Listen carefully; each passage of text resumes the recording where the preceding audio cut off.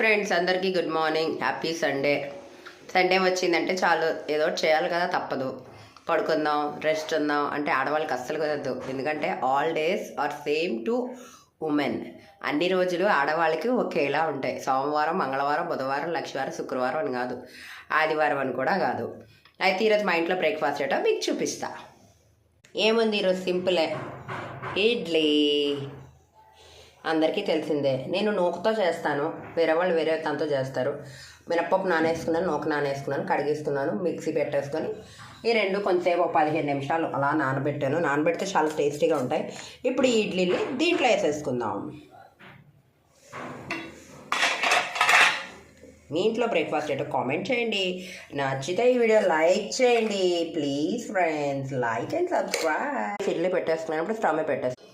Stove మీద కొత్తలాడుతున్నా idli. Hi friends, ఇదిగోండి అమ్మి ఇడ్లీ రెడీ.